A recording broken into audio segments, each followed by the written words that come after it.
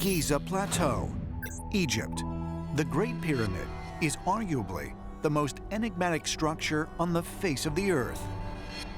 It is the only surviving wonder of the ancient world and has inspired endless speculation as to how it was built and what purpose it served. Ever since the first studies of the Great Pyramid in Egypt have been made, researchers have been amazed at the mathematical knowledge that is encoded into the Great Pyramid, the measurements that are used in it.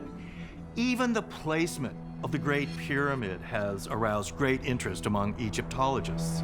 The Great Pyramid is aligned to within 3/60ths of a degree of north, a more accurate alignment than any other structure on Earth. When you look at the Great Pyramid's alignment, it's aligned very, very close to true north. Even more interesting is to think about tracking back in time, because the Earth's axis has been shifting slowly. It's what we call precesses.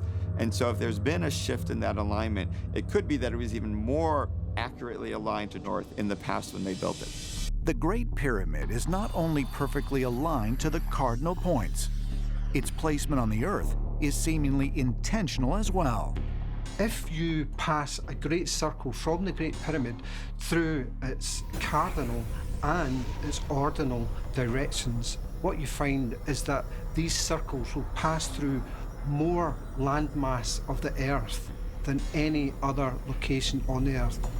You find that the Great Pyramid is essentially located at the center of the world's landmass. The Great Pyramid was built at the level of technological sophistication far in excess of anything that we have today. They don't use the inch as we normally have it in the English system, it's the cubit.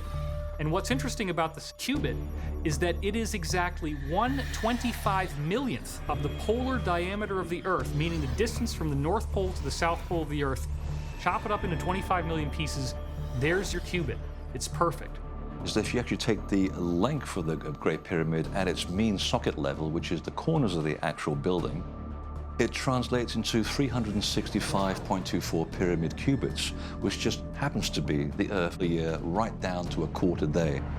The measurements of the length and width of the perimeter of the Great Pyramid correspond to an exact fraction of both the latitude and longitude measurements at the equator. Scaled up, this means the Great Pyramid directly corresponds to the circumference of the equator, as well as the measurement from the equator to the pole, making it a scale model of the Northern Hemisphere. If you take the location of the Great Pyramid as a coordinate, this number sequence of this coordinate matches exactly the speed of light traveling through space, measured in meters per second. This is amazing stuff. When you consider the vast amount of information about the Earth that's encoded into the Great Pyramid, you can't just dismiss all of this as pure coincidence.